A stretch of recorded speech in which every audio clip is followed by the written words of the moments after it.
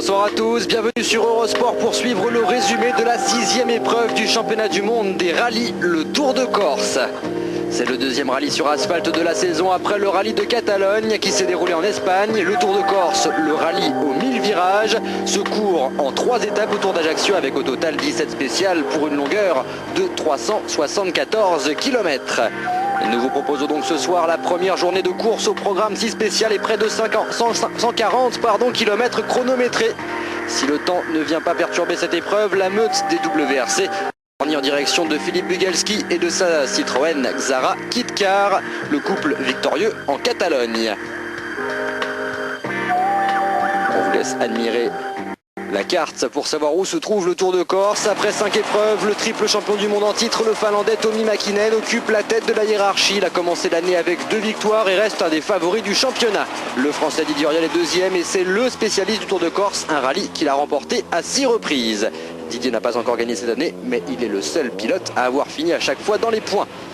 Bien sûr, l'attraction de ce Tour de Corse, c'est le grand retour de Peugeot en championnat du monde. Après un intérim opéré par les 306 Kit-Car, la firme sochalienne a choisi de faire débuter sa 206 WRC comme son illustre aîné, la 205 Turbo 16 au Tour de Corse. 15 ans après, le Lion va tenter de rugir aussi haut et fort que l'avait fait la 205, qui à elle seule a glané 4 titres mondiaux, 2 pilotes et 2 constructeurs. La décision de partir en WRC s'est prise au mois de décembre 1997. Le temps de constituer l'équipe, il faut 16 mois et la première participation nous menait obligatoirement au Tour de Corse. Le hasard fait bien les choses puisqu'il y a 15 ans on avait commencé ici avec la 205 Turbo 16, mais au départ c'était pas voulu, mais ça tombe bien parce que ça rappelle à tout le monde un peu le passé.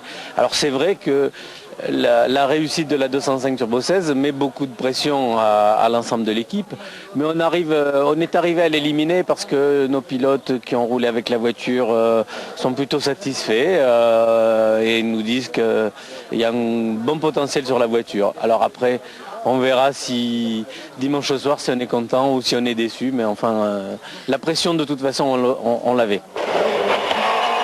En 1984, pour sa première apparition en course dans le Tour de Corse, donc la 205 Turbo 16 avait réalisé le scratch dès la deuxième spéciale, mais vous le savez, l'histoire est un éternel recommencement.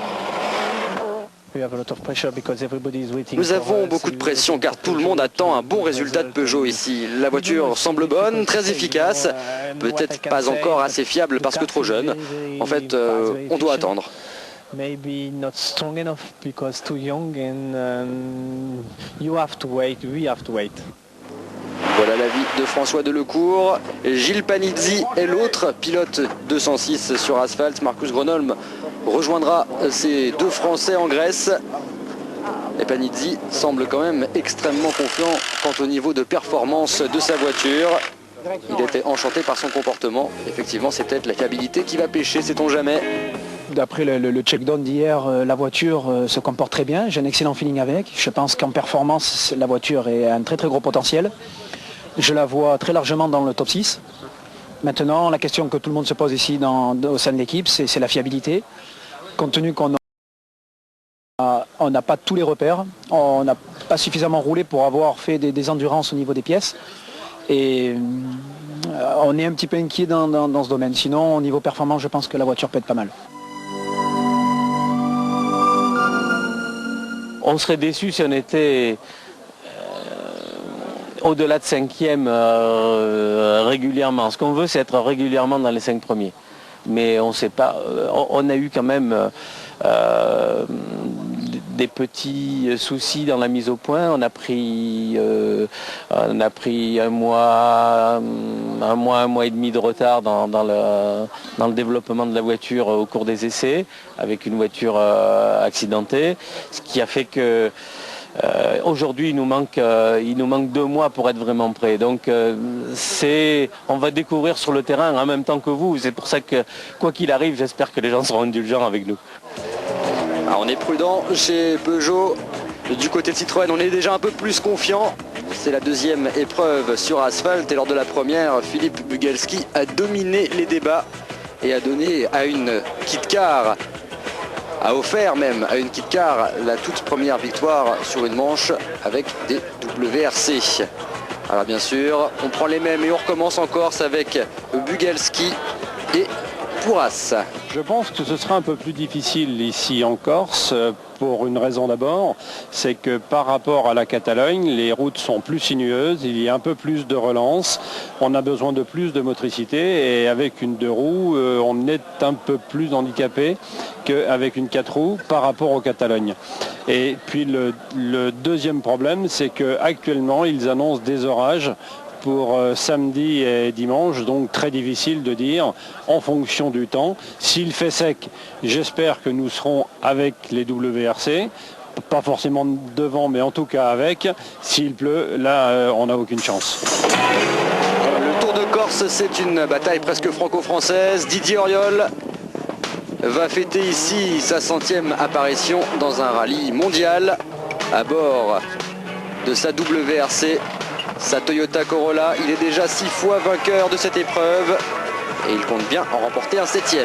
La Corse, c'est plein de souvenirs. C'est ma première victoire en championnat du monde en 88. C'est une victoire juste au moment de la naissance de mon fils. Donc aujourd'hui, le 100e rallye, bon, je crois qu'il faut gagner. It's also your 13th rally here. Are you superstitious? Plus du tout. Donc c'est un très bon signe. Du côté du triple champion du monde en titre, Tommi Mäkinen, ça va être un petit peu plus délicat car pour le moment il ne compte que 2 victoires. Comparé au rallye de Catalogne, j'aime celui-ci car il est plus difficile. En Catalogne, c'est un peu comme un grand prix avec une voiture de rallye. Ces spéciales sont plus délicates, c'est pourquoi je préfère en fait le Tour de Corse.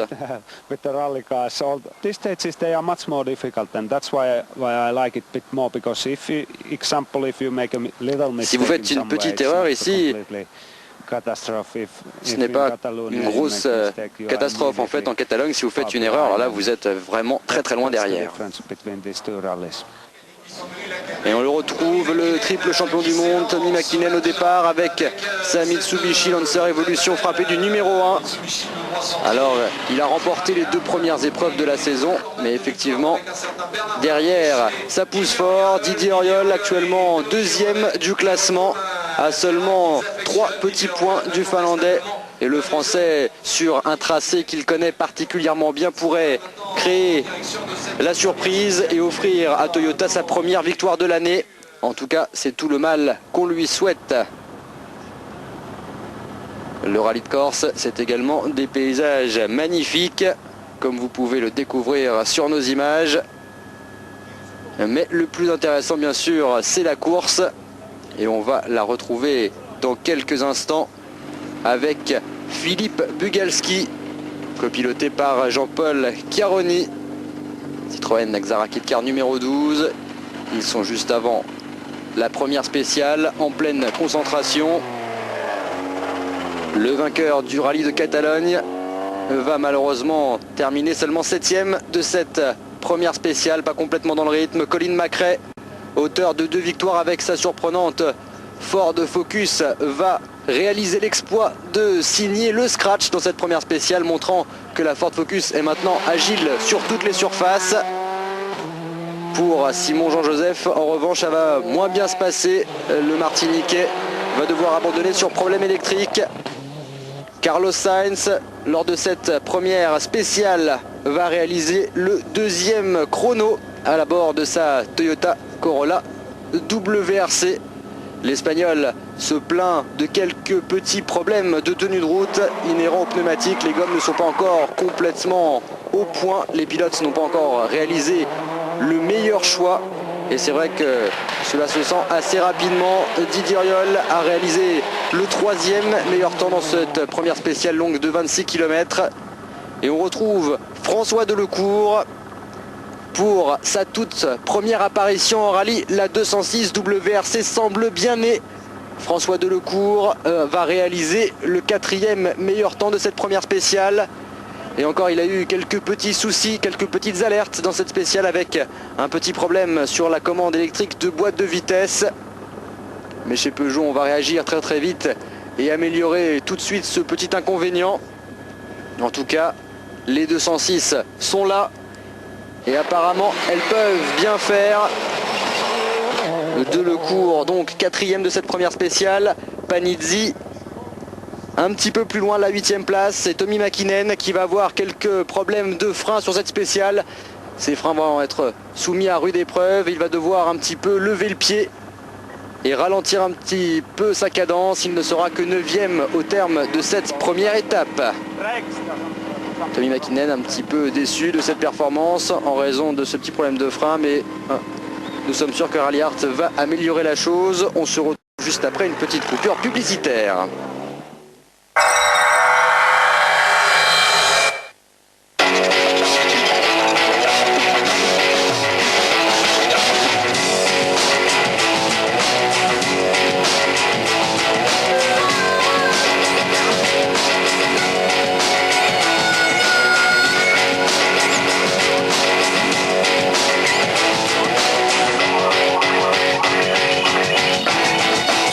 Qui ne ressemble qu'à vous.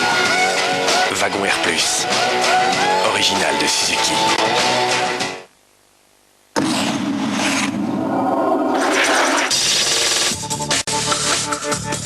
Le rallye de Monte-Carlo avec Ford.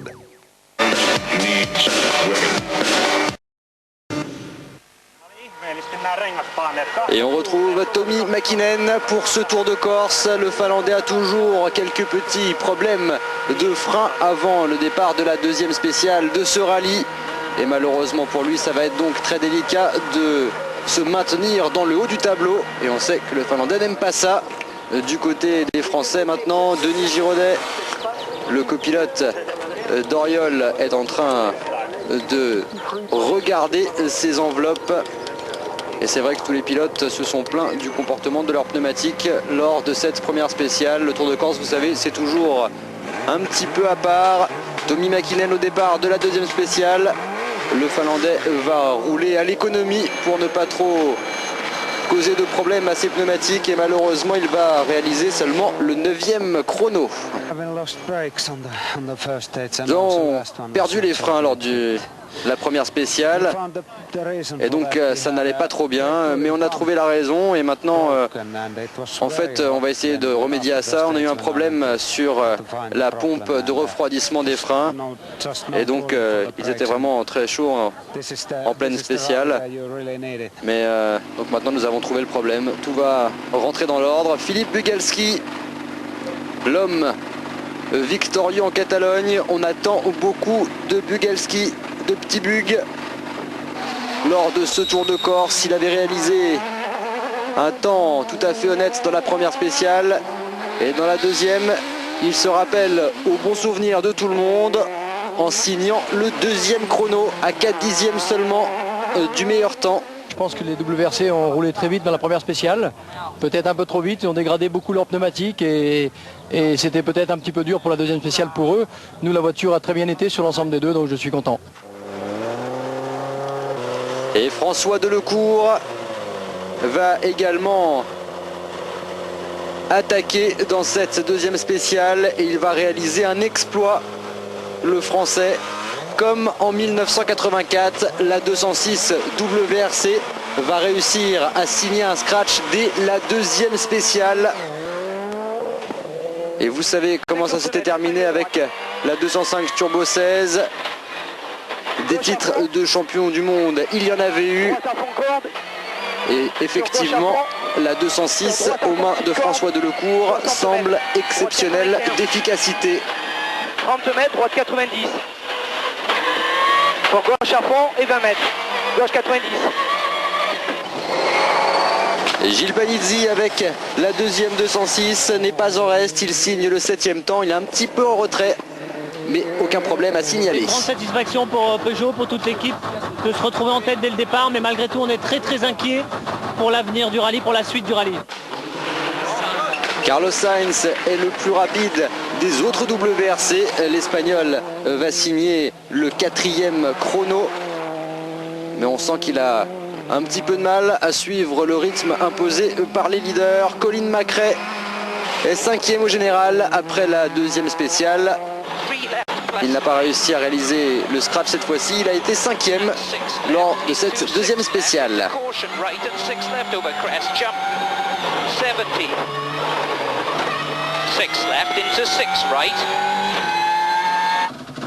Colin McRae à l'assistance de la deuxième spéciale. We took a sort of medium compound tyre, so obviously it works very well in the first one, but you need to be careful in the second. Et on avait choisi des pneus un petit peu souples, donc maintenant ça marche vraiment très bien et on va essayer de faire attention sur la deuxième spéciale. Et Didier Auriol attaque dans son plus pur style et malheureusement il va devoir ralentir la cadence en raison d'une crevaison à l'avant droit dans cette deuxième spéciale. Au plus tard, deuxième arbre plonge. C'est bon, c'est une crevaison, ça repart. Droite à fond, sur attention, gauche. Le Français va continuer son effort pour finalement terminer à la 6e place de cette deuxième spéciale. C'est vous dire l'attaque du Français. Et on peut féliciter les ingénieurs Michelin avec leur système anti-crevaison qui ont permis de limiter les dégâts et qui ont permis à Didier Auriol de terminer cette spéciale. Richard Burns, le Britannique, il est un petit peu mieux que lors du Catalogne. Et après la deuxième spéciale, il se retrouve 8e classement général provisoire.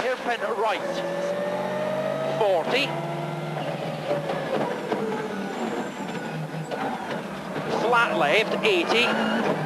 Slight right braking. Et on retrouve le team Citroën dans le parc d'assistance. Les mécaniciens des deux voitures rouges sont en plein travail. Effectivement, la Xara Kit-Car est la grande favorite de cette épreuve. Et c'est vrai que Bugalski ne va pas décevoir ses mécaniciens. Il va signer plusieurs temps scratch dans la 3e spéciale, dans la 4e. Il s'est montré le plus rapide. Et François Delecourt qui continue à suivre le rythme. Il est 2e au général à seulement 1 seconde de la Citroën. Je pense que Peugeot a une petite avance, peut-être sur les autres WRC. En tout cas, ce qui est bien, c'est que ça fait taire les rumeurs au niveau des querelles WRC Kit-Car. Je crois que les règlements sont très équitables. Citroën a sa place, comme Peugeot a sa place. Et c'est aux autres aujourd'hui de progresser s'ils veulent pas se faire battre par une Kit-Car. Je pense que il n'y a rien à dire. Et en plus de ça, je dirais que c'est du sang nouveau pour le rallye français. Carlos Sainz pour le moment à la 3e place et il ne ménage pas ses efforts l'Espagnol car effectivement l'année dernière on se souvient il avait terminé 2e du championnat du monde à 500 mètres de l'arrivée et il voudrait bien sûr offrir à Toyota la première victoire de la saison. Carlos Sainz qui n'a pas été en réussite depuis le début de l'année puisqu'il n'a terminé notre première course de la saison. Je savais que Citroën serait rapide, ce n'est pas une surprise. Nous faisons notre propre course. En tout cas, les Peugeot ont réalisé un début de course absolument fantastique. Mais le rallye est encore vraiment long. Il y a encore beaucoup de spéciales à courir. Je suis content pour le moment et j'espère qu'on va continuer comme ça. De momento todo va bien, estoy contento y vamos a venir. Gilles Panizzi, 5e après la 4e spéciale. Il avait réalisé le 5e meilleur chrono. Colin McRae, lui, occupe la 6e place avec déjà 2 victoires au compteur. Le Britannique continue son effort. Tommy Mäkinen au départ de la 5e spéciale. Et on va s'apercevoir que cette spéciale va être annulée en raison d'un public trop. Et comme en Catalogne, il faut être très prudent car les voitures de rallye arrivent à de telles vitesses que cela devient extrêmement dangereux. Vous voyez les gens qui traversent. Et heureusement, cette spéciale va être très sagement annulée.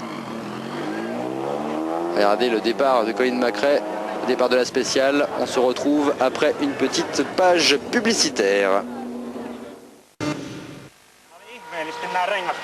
Et on retrouve Tommi Mäkinen pour ce Tour de Corse. Le Finlandais a toujours quelques petits problèmes de frein avant le départ de la deuxième spéciale de ce rallye. Et malheureusement pour lui, ça va être donc très délicat de se maintenir dans le haut du tableau. Et on sait que le Finlandais n'aime pas ça.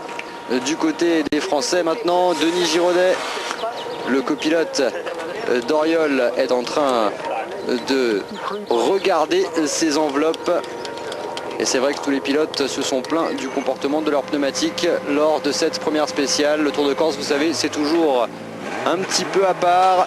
Tommi Mäkinen au départ de la deuxième spéciale. Le Finlandais va rouler à l'économie pour ne pas trop causer de problèmes à ses pneumatiques. Et malheureusement, il va réaliser seulement le 9e chrono. Ils ont perdu les freins lors de la première spéciale et donc ça n'allait pas trop bien, mais on a trouvé la raison et maintenant en fait on va essayer de remédier à ça. On a eu un problème sur la pompe de refroidissement des freins et donc ils étaient vraiment très chauds en pleine spéciale, mais donc maintenant nous avons trouvé le problème. Tout va rentrer dans l'ordre. Filip Bugalski, l'homme victorieux en Catalogne. On attend beaucoup de Bugalski, de petits bugs. Lors de ce Tour de Corse, il avait réalisé un temps tout à fait honnête dans la première spéciale. Et dans la deuxième, il se rappelle au bon souvenir de tout le monde en signant le 2e chrono à 4 dixièmes seulement du meilleur temps. Je pense que les WRC ont roulé très vite dans la première spéciale, peut-être un peu trop vite, ils ont dégradé beaucoup leurs pneumatiques et c'était peut-être un petit peu dur pour la deuxième spéciale pour eux. Nous, la voiture a très bien été sur l'ensemble des deux, donc je suis content. Et François Delecourt va également attaquer dans cette deuxième spéciale et il va réaliser un exploit, le Français. Comme en 1984, la 206 WRC va réussir à signer un scratch dès la deuxième spéciale. Et vous savez comment ça s'était terminé avec la 205 Turbo 16. Des titres de champion du monde, il y en avait eu. Et effectivement, la 206 aux mains de François Delecourt semble exceptionnelle d'efficacité. 30 mètres, droite 90. Pour gauche à fond et 20 mètres. Gauche 90. Et Gilles Panizzi avec la deuxième 206 n'est pas en reste. Il signe le 7e temps. Il est un petit peu en retrait, mais aucun problème à signaler. Une grande satisfaction pour Peugeot, pour toute l'équipe, de se retrouver en tête dès le départ. Mais malgré tout, on est très inquiet pour l'avenir du rallye, pour la suite du rallye. Carlos Sainz est le plus rapide des autres WRC. L'Espagnol va signer le 4e chrono. Mais on sent qu'il a un petit peu de mal à suivre le rythme imposé par les leaders. Colin McRae est 5e au général après la deuxième spéciale. Il n'a pas réussi à réaliser le scratch cette fois-ci. Il a été 5e lors de cette deuxième spéciale.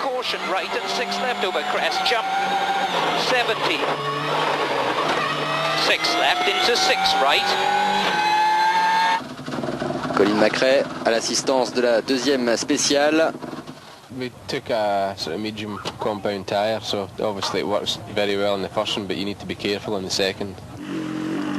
Et on avait choisi des pneus un petit peu souples, et donc maintenant ça marche vraiment très bien et on va essayer de faire attention sur la deuxième spéciale. Et Didier Auriol attaque dans son plus pur style et malheureusement il va devoir ralentir la cadence en raison d'une crevaison à l'avant droit dans cette deuxième spéciale. Au plus tard, deuxième arbre plonge. C'est bon, c'est une crevaison, ça repart. Droite à fond, sur la tension gauche. Le Français va continuer son effort pour finalement terminer à la 6e place de cette deuxième spéciale. C'est vous dire l'attaque du Français.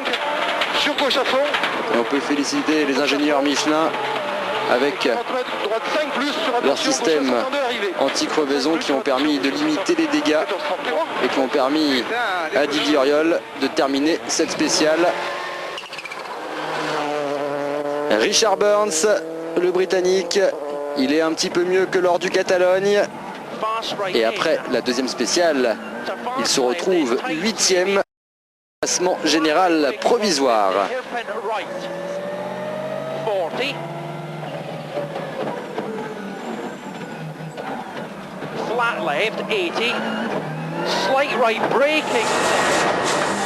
Et on retrouve le team Citroën dans le parc d'assistance. Les mécaniciens des deux voitures rouges sont en plein travail. Effectivement, la Xara Kit-Car est la grande favorite de cette épreuve.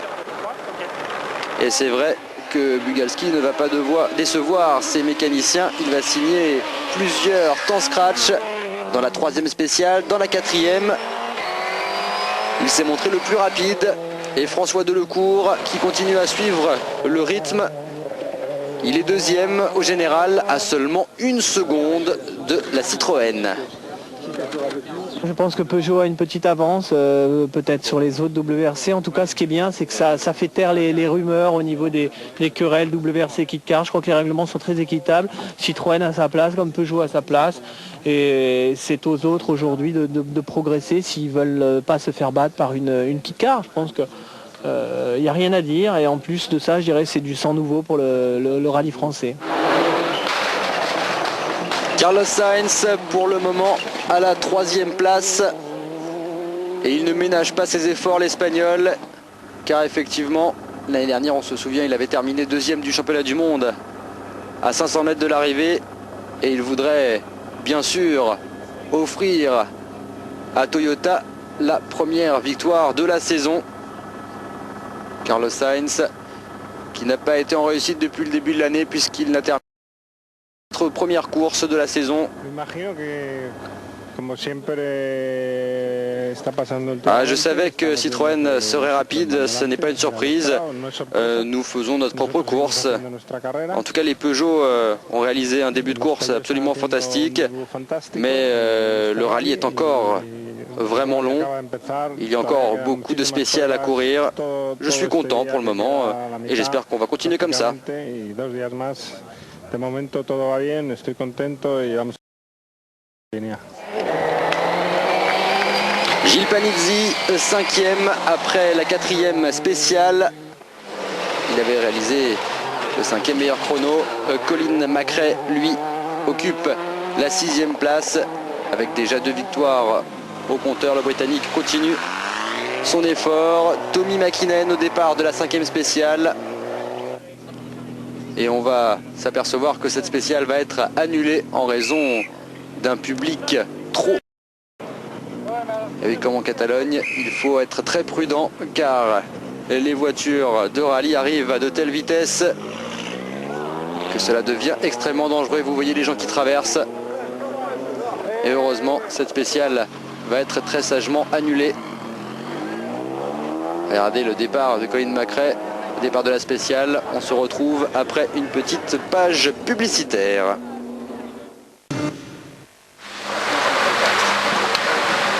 De retour pour cette manche du championnat du monde, le Tour de Corse avec pour le moment en tête de la hiérarchie Bugalski. Et on retrouve Tommi Mäkinen, le triple champion du monde finlandais, seulement à la 9e place au général. Richard Burns et sa Subaru équipée de pneus Pirelli occupe pour le moment la 8e place. Et Didier Auriol, malgré sa crevaison, est 7e. Et Gilles Panizzi qui déclenche le plaisir de la foule à bord de la 206 WRC est actuellement 6e en raison d'une pénalité de 10 secondes. Après la 6e spéciale, Colin McRae, lui, est 5e à seulement 2 secondes. Avec seulement 2 secondes d'avance sur Panizzi. Carlos Sainz lui occupe la 4e place avec sa Toyota et Jesus Puras sur l'autre Kit-Car. Citroën est actuellement 3e. Pour moi, cette 3e place est vraiment un bon résultat. Je suis très surpris en fait, parce que je ne pensais pas courir comme ça. Et puis me retrouver à cette place, je pense que c'est vraiment un bon résultat pour moi, ainsi que pour tout le team.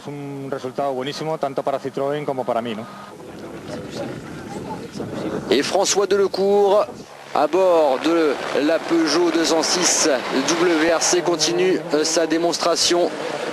Il occupe pour le moment la 2e place du rallye à seulement 11 secondes de la Kit-Car de tête. On pouvait de toute façon pas aller chercher Philippe Bugalski qui a été très très vite aujourd'hui, il est 11 secondes devant nous. Mais ce qui est important et qu'il faut retenir, c'est qu'on a fait tous les meilleurs temps des 4 motrices et WRC. Et voilà, tout est dit, alors que du côté des kit cars, Philippe Bugalski emmène la meute. Il est devant tout le monde avec, je vous le disais, 11 secondes d'avance.